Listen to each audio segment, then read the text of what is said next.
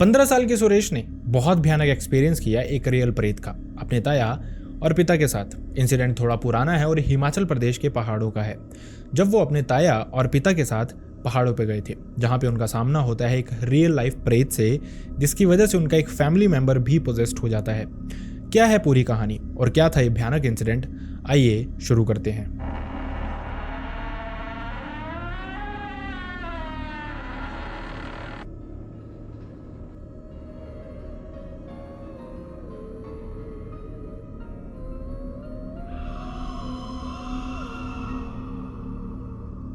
Hi and welcome back everyone. First of all thank you so much हमारी videos को इतना प्यार देने के लिए। आपका प्यार इसी तरह से मिलता रहेगा तो वीडियोस भी इसी तरह से आती रहेंगी। बस अगर आपको वीडियोस पसंद आती हैं तो वीडियोस को हाइप करना ना भूलें और इसी तरह से कमेंट सेक्शन में अपना प्यार दिखाना ना भूलें। साथ ही आप अपनी सिटी, स्टेट या फिर कंट्री भी कमेंट बॉक्स में बता सकते हैं, सो दैट वो हमारे लिए मोटिवेशन का काम करे। एंड मैं चाहता नहीं, लेकिन अनफॉर्चुनेटली किसी के साथ भी इस तरह का इंसिडेंट हुआ है तो आप हमारी मेल आईडी या फिर इंस्टाग्राम पे शेयर कर सकते हैं। दोनों का लिंक आपको हमारे डिस्क्रिप्शन बॉक्स में मिल जाएगा। अब बढ़ते हैं इंसिडेंट की तरफ। इंसिडेंट है हिमाचल प्रदेश का और ये इंसिडेंट है 1995 का। हमारे साथ ये इंसिडेंट शेयर किया सुरेश नाम के एक इंसान ने। सुरेश ने बताया 1993 में जब सुरेश की उम्र महज 13 से 14 साल ही थी, उस समय उसने अपने पिता और ताया के साथ पहाड़ों पे जाना शुरू कर दिया था। असल में सुरेश एक चरवाहा फैमिली से हैं, जो कि हर साल अप्रैल से मई के अराउंड पहाड़ों पे चले जाते हैं लगभग 2 से 3 महीनों के लिए, क्योंकि वहाँ पे घास अच्छा होता है और इनके पास बहुत सारी भेड़ें होती हैं जिनको वहीं पे वो चराते हैं। इसी के चलते वो हर साल जाया करते थे। लेकिन 1993 के अराउंड सुरेश ने भी उनको ज्वाइन कर लिया था। सुरेश बहुत छोटा था उम्र में, इसी की वजह से बहुत एनर्जेटिक था, बहुत एक्टिव था और बहुत ही ब्रेव हार्ट था, और वो भी उनके साथ जाना चाहता था, जिसके चलते 1993, 1994 दोनों साल वो अपने ताया और पिता के साथ जाते थे। स्कूल्स का उस दौरान इतना ट्रेंड नहीं था। फैमिली भी यही प्रेफर करती थी उसको बताना कि तूने भी आगे यही कंटिन्यू करना है तो बेहतर होगा छोटी उम्र से ही ये सीखना शुरू कर दे। सुरेश ने बताया स्कूल वो स्किप कर दिया करते थे, बाद में ज्वाइन कर लिया करते थे, क्योंकि इतनी इंपॉर्टेंस नहीं थी स्कूल की उस दौरान। इसी के चलते इसी तरह से लाइफ उनकी चली हुई थी। खैर, सुरेश ने बताया पहले 2 साल उनके बहुत अच्छे से बीते थे, लेकिन जब 1995 का साल था, उस साल भी वो इसी तरह से अप्रैल से मई के मंथ में पहाड़ों की तरफ जाना शुरू कर देते हैं।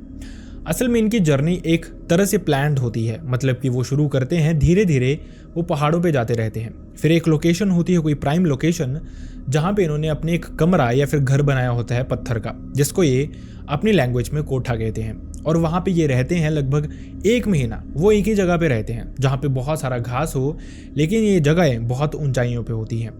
इसी तरह से ये अपनी जर्नी शुरू करते हैं 1995 में भी, जिसके बाद लगभग 13 से 14 दिन चलने के बाद ये इसी पीक लोकेशन पे पहुंचते हैं, जहां बहुत बड़ी बड़ी खाइयां थी और इन्हीं जगहों पे बहुत सारा घास भी था।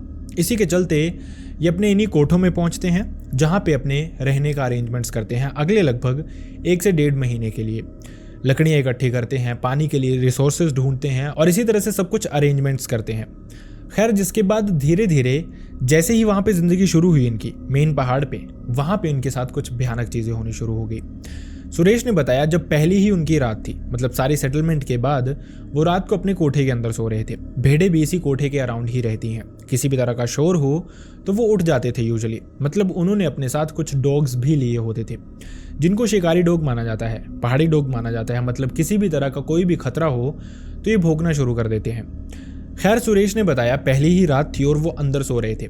अचानक से उनको बहुत अजीब सी बाहर से आवाज़ें आनी शुरू होती हैं। देखते देखते ये आवाज़ें बहुत ही उनके कोठे के पास आ जाती हैं, और उसके बाद जो भयानक चीज़ें होनी शुरू होती हैं वो उनको बहुत अजीब लग रही थी। मतलब सुरेश तो छोड़िए, लेकिन उसके पिता और ताया ने भी इस तरह का कुछ भी एक्सपीरियंस नहीं किया था।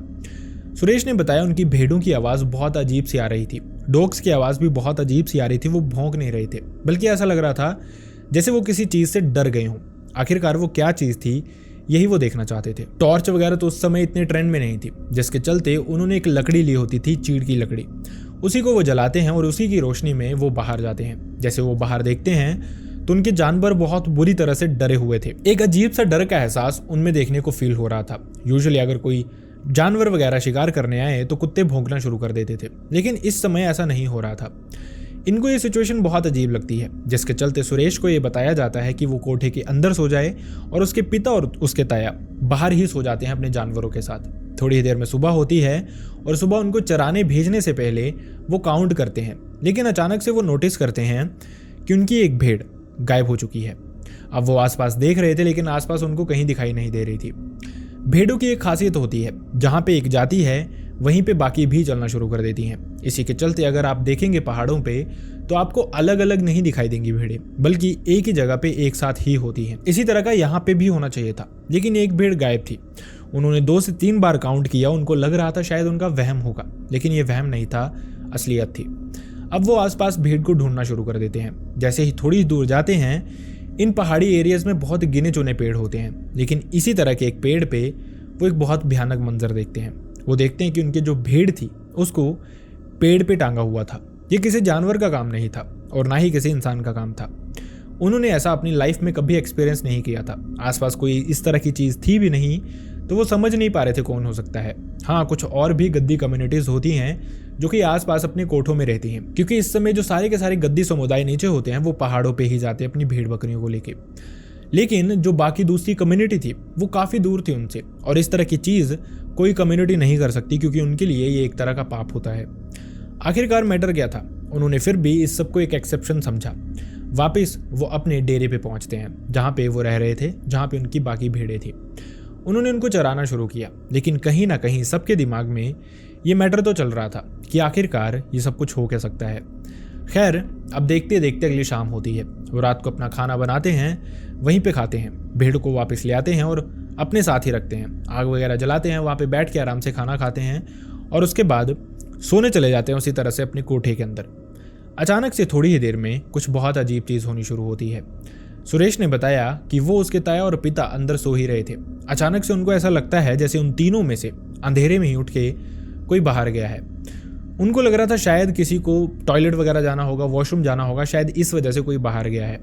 लेकिन जैसे ही ये इंसान बाहर निकलता है, अजीब सी ज़मीन पे आवाज़ें आने लग पड़ती हैं, जैसे ज़मीन को कोई खोदने की कोशिश कर रहा है, कोई मुक्के मार रहा है, पंच मार रहा है ज़मीन पे। इस तरह की आवाज़ें आनी शुरू हो जाती हैं।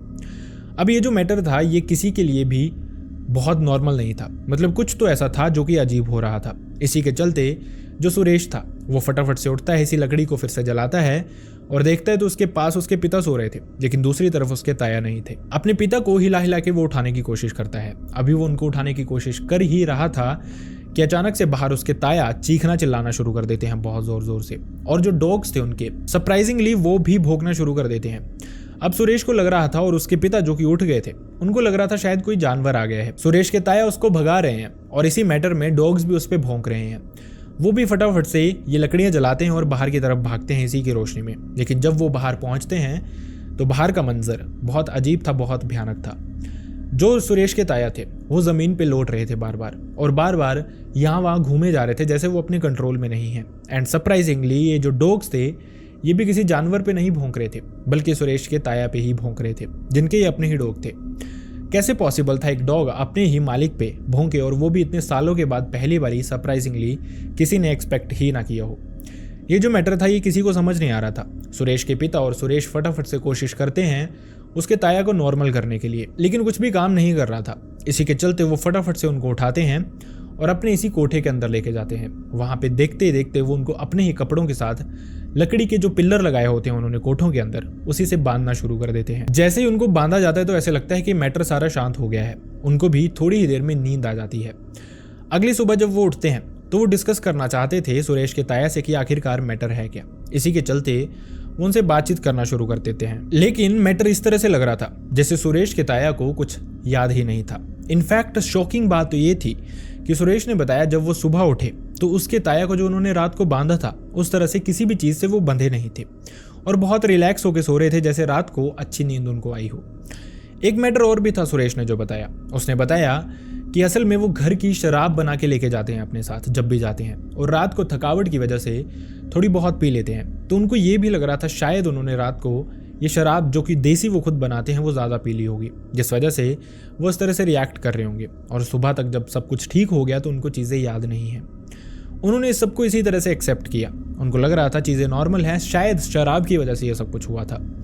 खैर, उसके बाद ये दिन उनका नॉर्मल शुरू होता है, लेकिन इस दिन जो सुरेश के ताया थे वो बहुत वियर्ड सा बिहेव कर रहे थे। मतलब यूजुअली वो बहुत फन लविंग इंसान थे। मतलब बातें करते रहना, हंसी मजाक करते रहना और अपने लोगों के सराउंडिंग रहना। जो इंसान होते हैं जिनको बातचीत करने का बहुत मन होता है, उसी तरह का मैटर उनके साथ भी था। लेकिन इस दिन वो बहुत शांत, बहुत अजीब लग रहे थे। अकेले रहना ज़्यादा प्रेफर कर रहे थे। सुरेश के पिता या फिर सुरेश के आसपास ज़्यादा नहीं आ रहे थे और अजीब सा बिहेव कर रहे थे। एक पेड़ के नीचे बैठे रह रहे थे और जैसे वो खोए खोए रह रहे थे किसी चीज़ के लिए। कोई समझ नहीं पा रहा था आखिरकार ये सब कुछ हो क्या सकता है। इसी के साथ साथ थोड़ा वक्त और बीतता जाता है, लेकिन उनकी जो वियर्डनेस थी वो बढ़ती ही जा रही थी। खैर, जिसके बाद उसी तरह से शाम होती है, वो अपना डिनर बनाते हैं और उसके बाद उसी तरह से जो वो देसी लेके आए थे अपने साथ शराब, वही पीते हैं थोड़ी थोड़ी और उसके बाद वो सोने के लिए चले जाते हैं। थोड़ी देर के लिए सब कुछ नॉर्मल लग रहा था। सुरेश ने बताया कि उनको लग रहा था शायद उनका वहम ही था पिछले कल जो कुछ भी था। जिसके बाद वो तीनों फिर से अपने इसी कोठे के अंदर सो जाते हैं। लेकिन जो मंजर सुबह होने से थोड़ी देर पहले का था, वो सुरेश ने बताया उसकी नज़रों के सामने आज भी रहता है। इंसिडेंट 1995 का है, 2025 चल रहा है, लेकिन आज भी उसके दिमाग में यही चीज़ें घूमती रहती हैं। सुरेश ने बताया लगभग सुबह होने वाली थी। अचानक से उनको फिर से उसी तरह से जानवरों की आवाज़ आनी शुरू हो जाती है, जैसे वो बहुत डर गए हैं। जानवर मतलब भेड़े ही नहीं बल्कि उनके जो डॉग्स थे वो भी बहुत ही अजीब से वे में आवाज़ें निकाल रहे थे। इतने में ही सुरेश और उसके पिता की एक साथ नींद खुलती है। वो फटाफट से उसी तरह से वो लकड़ी जलाते हैं जिसको मशाल की तरह भी माना जा सकता है, और अपने पास देखते हैं तो सुरेश के ताया फिर से अंदर नहीं थे। वो उठते हैं, बाहर जाते हैं और बाहर का जो मंजर था वो उनकी पैरों तले से ज़मीन ही खिसका देता है। वो देखते हैं कि सुरेश के ताया एक जिंदा भेड़ को उन्होंने फाड़ दिया था, उसके खून को पी रहे थे, उसके कच्चे मांस को खा रहे थे। ये जो मंजर था ये उनकी नज़रों के सामने था और वो इस मंजर को यकीन करने लायक समझ ही नहीं रहे थे। जिसके बाद उन्होंने जैसे तैसे सब कुछ कंट्रोल में लिया। सुरेश के ताया को पकड़ के पीछे खींच के बिठाया। एक इंसान जिसको साफ सफाई बहुत पसंद है। अब उसके कपड़े मिट्टी से भरे हैं, खून से भरे हैं, लेकिन उनके लिए कुछ भी मैटर नहीं कर रहा है। ये जो बिहेव था सुरेश के पिता को ये सोचने पे मजबूर कर देता है कि कहीं ना कहीं भूत प्रेत, ब्लैक मैजिक, इस तरह की चीज़ इनके साथ कोई हो गई है, क्योंकि नशे का असर इस तरह से कभी भी नहीं हो सकता, और वो भी उस नशे का असर जो वो काफ़ी साल से कर रहे थे। पॉसिबल ही नहीं था कि इस तरह का कुछ बिहेव करें उसको कंज्यूम करने के बाद। इसी के बाद वो जानते थे उनको कहाँ जाना है। असल में जो बाकी की गद्दी कम्युनिटी थी जहाँ पे भी लोग आते थे, उसी तरह की एक कम्युनिटी उनसे लगभग आधा किलोमीटर ऊपर थी पहाड़ पे, और इस कम्युनिटी का जो सबसे ओल्ड मैन था वो तंत्र क्रियाएं जानता था। मतलब किसी पे भूत प्रेत चढ़ जाए या फिर किसी भी तरह की इस तरह की चीज़ें हों तो वो जानते थे। पहले के जो लोग थे, स्पेशली गद्दी समुदाय के लोग, वो इन चीज़ों को बहुत सीखते थे, प्रैक्टिस करते थे, क्योंकि उनको अकेले रहना बहुत ज़्यादा पड़ता था। हिमाचल में पहले ऐसी बहुत सारी चीज़ें होती थी, जंगल बहुत ज़्यादा होते थे, तो इस तरह की चीज़ें ज़्यादा होती थी, जिसके चलते जो पुराने लोग होते थे वो तांत्रिक क्रियाएं बहुत सीखा करते थे, ताकि कुछ भी, किसी भी भूत प्रेत, डायन, जिन, किसी के साथ भी उनका सामना हो जाए तो वो उसका डट के सामना कर सके। इसी के चलते सुरेश, उसके पिता, उसके ताया को उठाते हैं, ज़बरदस्ती अपने साथ उसी इंसान के पास लेके जाते हैं। वो इंसान भी जब उनकी हालत देखता है तो वो पहले ही समझ गया था कि ये इंसान या तो पजेस्ड है या तो इस पर कोई प्रेत हावी हो गया है। उसको वहाँ पे बैठाया जाता है और वो देखते देखते कुछ लकड़ियाँ लेके आते हैं जिससे एक शेप बनाते हैं उनके आगे, और उसके बाद उनको कुछ बताना शुरू कर देते हैं। वो कहते हैं कि एक प्रेत जो कि सच में उसके ताया पे हावी हो गया था, और क्यों हावी हुआ था वो मैं आपको एक्सप्लेन करता हूँ। लेकिन उससे पहले ये जो बूढ़ा इंसान था उसने बताया कि जो सुरेश है और उस बूढ़े इंसान का जो पोता था वो भी वहीं पे था, सुरेश की ही उम्र का। उन्होंने बोला ऐसे ऐसे तुम पहाड़ के नीचे जाओ। एक फैमिली के बारे में उन्होंने बताया। उन्होंने कहा कि उनको कहो कि उनका जो घर का मर्द गया था अपनी भेड़ बकरियां लेके, वो अब जिंदा नहीं बचा है। बहुत हाई क्लिफ थे वहाँ पे, बहुत ऊंचे ऊंचे पहाड़ थे, खाइयाँ थी, और वो वहाँ से गिर गया था, जिसके चलते उस फैमिली को बताओ कि वो मर गया है, उसकी लाश को ढूंढो और उसको जलाओ, नहीं तो वो पहाड़ों पे परेशान कर रहा है। असल में ये जो इंसान था इसकी मौत हो गई थी, और उसी का प्रेत इस तरह से सुरेश के ताया को परेशान कर रहा था। उनको पोजेस कर लिया था उसने बहुत बुरी तरह से, और वही था जो उनके अंदर घुस के इस तरह से रिएक्ट कर रहा था। इसके बाद की चीज़ें भी लेकिन आसान नहीं होने वाली थी, क्योंकि इतना वो चढ़ के पहाड़ों पे पहुंचे थे, तो सुरेश और जो लड़का उन्होंने भेजा था उसको नीचे पहुंचने में भी लगभग 4 से 5 दिन लगने थे, और वहां से वापस आने में भी 4 से 5 दिन लगने थे। इस दौरान उनको सुरेश के ताया को बचा के रखना था। ये जो इंसान था इसने कुछ डोरियां बनाई, कुछ धागे बनाए, जो कि सुरेश के ताया के हाथ में बांध दिए, ये कहते हुए कि इसको बांध के रखना, और सुरेश के पिता को ये कहा कि इसका ध्यान रखना चाहे कुछ भी हो जाए। सुरेश के पिता और उसके ताया फिर से नीचे पहुंचते हैं जहां पे उनका डेरा था, उनकी भेड़ें जो कि घास खा रही थी। देखते देखते ये दिन भी नॉर्मली ही गुजरता है। सुरेश ने बताया कि वो तो वहां पे नहीं था, लेकिन उसके पिता ने ये सारी चीजें उसको एक्सप्लेन की, जो कि उसके ताया के साथ अपने उसी डेरे में थे। रात हुई, लेकिन अचानक से सुरेश के पिता ने बताया उनके साथ कुछ चीजें फिर से अजीब होनी शुरू हो गई थी। जैसे ही उनकी नींद खुलती है, रात को एक अजीब सा उनको फील आ रहा था, जैसे उनको कोई घूर रहा है, उनको कोई देख रहा है। और वो नींद खुलते ही फटाफट से यही लकड़ी जलाते हैं। जैसे ही लकड़ी जलाते हैं तो वो देखते हैं कि उनका जो बड़ा भाई था वो उनके पास में बैठा हुआ था, उनको घूर रहा था। उसकी आंखें चढ़ी हुई थी और शरीर एकदम तप रहा था। उन्होंने उसको हिलाने की कोशिश की, बातें करने की कोशिश की, कुछ तो कहे, लेकिन वो कुछ भी नहीं कह रहा था। बस उनको घूरे जा रहा था। सुरेश के पिता समझ नहीं पा रहे थे। एक तो अंधेरा था, वो इंसान उनसे लगभग आधा किलोमीटर ऊपर रहता था और अकेले वो इस सुरेश के ताया को कंट्रोल नहीं कर पा रहे थे, जिसके चलते वो उनको हिलाते रहते हैं बार बार, लेकिन कोई असर नहीं पड़ता है। इसी के चलते ये जो बूढ़ा इंसान था, इसने एक डोरी सुरेश के पिता को भी बांध दी थी। उन्होंने फटाफट से अपनी डोरी खोली और इस इंसान को पहना दी, जो कि उनके बड़े भाई थे। थोड़ी देर में सुरेश ने बताया इस मोमेंट के बाद उसके ताया कंट्रोल में आ गए थे, लेकिन चीज़ें उसके पिता के साथ अजीब होनी शुरू हो गई थी। उसके पिता को भी बहुत भारीपन लग रहा था, एक अजीब सी फीलिंग आ रही थी और वो समझ पा रहे थे शायद पोजेशन की बारी अब उनकी भी हो सकती है, जिसके चलते वो अपने भाई को कहते हैं कि ये डोरी मत खोलना, जिन्होंने अपनी पिछली डोरियां खुद ही तोड़ दी थी। किस तरह के पोजेशन में क्या उनके साथ हुआ था वो नहीं जानते थे, लेकिन उन्होंने उन डोरियों को खुद से तोड़ दिया था। जिसके बाद जैसे ही सुरेश के पिता को ये भनक लगती है कि शायद पोजेशन उनका हो सकता है, शायद ये जो प्रेत है उसका फोकस उनकी तरफ है, वैसे ही वो उस इंसान के कोठे पे पहुंचते हैं, लगभग आधा किलोमीटर सफर करके पैदल ही भागते हुए, और उसको कहते हैं कि इस तरह की चीजें उनके साथ हो रही हैं, बेहतर होगा वो उनके साथ चल पड़े। वो जो इंसान था वो रात को ही उनके साथ वहां पे पहुंचता है। जो उनकी टपरी थी उसके चारों ओर वो उसी तरह की डोरियां बांध देता है और उनकी टपरी को भी पूरी बांध देता है। वो कहता है कि जब तक सुबह ना हो बेहतर होगा तुम लोग यहीं पे सोए रहो। वो इंसान उसके बाद वापस चला जाता है। सुबह तक चीजें नॉर्मल रहती हैं, लेकिन सुरेश के पिता ने बताया जैसे ही वो सुबह बाहर निकले, अपनी भेड़ों को बाहर लेके जा रहे थे, तो उसके जो ताया थे वो फिर से यहाँ वहाँ भागना शुरू कर देते हैं, एक अजीब से वे में बिहेव करना शुरू कर देते हैं और बहुत क्रीपी से वे में चीखते हुए चिल्लाते हुए बार बार यही कह रहे थे, मेरी फैमिली को बुला दो, मेरी फैमिली को बुला दो। अब वो समझ गए थे कि जो बूढ़े इंसान ने उसने बताया था वही असल में मैटर था। वो जो इंसान था जिसकी मौत हुई थी खाई से गिरने के बाद, उसी का प्रेत उनको परेशान कर रहा था। लेकिन आप इमेजिन कीजिए वो जो बूढ़ा इंसान था उसमें कितनी पावर्स होंगी, कितनी उसने सिद्धियां हासिल की होंगी, क्योंकि उसको पता चल गया किस इंसान की मौत हुई है और वो कहाँ पे गिरा है और उसकी फैमिली कौन सी है। इस तरह की पावर्स पहले के इंसान ही पोजेस करते थे। खैर, इसके बाद सुरेश के पिता जो थे वो फिर से अपने भाई को कंट्रोल करने की कोशिश करते हैं। उनको वो जबरदस्ती अपनी पीठ पे बैठाते हैं और फिर से उस इंसान की टपरी पे जाते हैं।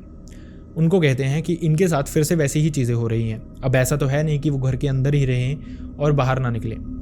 उन्होंने उनको एक राय दी। उन्होंने कहा सुरेश के पिता को कि जो उनके ताया हैं उनको वहीं पे छोड़ जाए और वो जाएं अपनी भेड़ें लेके यहीं पे आ जाएं। जब तक वो वापस नहीं पहुंचते उनकी फैमिली के साथ, तब तक तुम लोग यहीं पे रुक जाओ, हमारे साथ ही रुक जाओ। कोई प्रॉब्लम आएगी, वक्त बे वक्त कुछ होगा तो मैं तुम्हारी हेल्प करने के लिए यहाँ पे रहूंगा। इसी के चलते सुरेश के पिता और उनके ताया वहीं पे उन्हीं के टपरी में एक साथ ही रात को रुकते हैं। ये जो बूढ़ा इंसान था ये अकेला ही रह रहा था उस दौरान, क्योंकि उसका पोता पहले ही सुरेश के साथ चला गया था।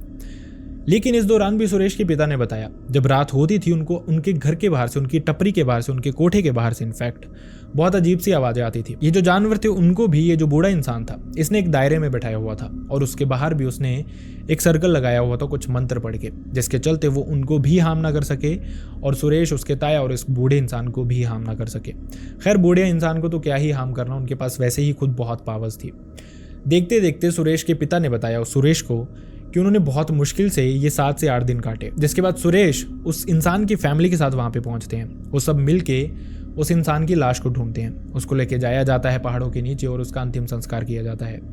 जिसके बाद से उनके साथ कोई चीज़ें नहीं हुई। लेकिन सुरेश, जो कि शायद इन सब चीज़ों को समझने के लिए बहुत छोटा था, जिसकी उम्र महज इस इंसिडेंट के दौरान 14 से 15 साल की थी, उसने अपनी लाइफ में एक ऐसा एक्सपीरियंस ले लिया था कि अब वो पूरी उम्र भी पहाड़ों पे जाता रहे। कुछ भी भयानक चीज़ उसके साथ हो जाए लेकिन वो रेडी रहेगा हर चीज़ के लिए, क्योंकि सबसे भयानक शायद उसने देख ही लिया है। इसीलिए माना जाता है कि जो चरवाहे होते हैं, जो गद्दी समुदाय होता है जो पहाड़ों पे जाता है, उनको इन चीज़ों की बहुत विद्या होती है। अगर आपको कभी पहाड़ों पे वो मिलें तो उनसे एक बार ज़रूर ये पूछ लें कि क्या ये सराउंडिंग सेफ हैं या फिर यहाँ पे कोई प्रेत पिशाच तो नहीं है। आई रियली होप आपको इस इंसिडेंट से कुछ सीखने को मिला हो। एंड आई रियली होप आपको ये वीडियो पसंद भी आया हो। अगर वीडियो पसंद आया तो वीडियो को लाइक करना ना भूलें, चैनल को सब्सक्राइब करना ना भूलें और साथ ही वीडियो को हाइप करना ना भूलें। आपके कमेंट्स, लाइक्स, सब्सक्राइब या फिर बेल आइकन को प्रेस करना हमारे लिए बहुत मोटिवेशन का काम करते हैं, क्योंकि यही वो चीज़ें हैं जिसकी वजह से हम हर ऑल्टरनेट डे आपके पास वीडियोस ला पाते हैं। और साथ ही मैं ये कहना चाहूँगा, अगर आपने कोई इंसिडेंट हमारे साथ शेयर किया है तो आपको थोड़ा सा पेशेंस रखने की ज़रूरत है, क्योंकि हमारी टीम हर एक मेल को चेक करती रहती है।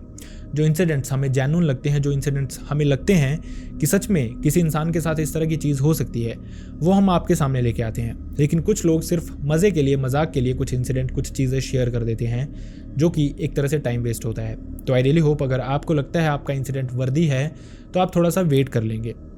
एंड मैं चाहता नहीं, लेकिन अनफॉर्चुनेटली अगर किसी के साथ भी इस तरह का कोई भी इंसिडेंट हुआ हो, आपके साथ, आपके किसी रिलेटिव, नोन, भाई बहन, फ्रेंड या फिर नेबर के साथ, किसी के साथ भी इस तरह का कोई भी इंसिडेंट हुआ है जो आप चाहते हैं मैं यहाँ पे नरेट करूँ, तो आप हमारी मेल आईडी या फिर इंस्टाग्राम पे शेयर कर सकते हैं। दोनों का लिंक आपको हमारे डिस्क्रिप्शन बॉक्स में मिल जाएगा। So see you next time in next video. Bye bye.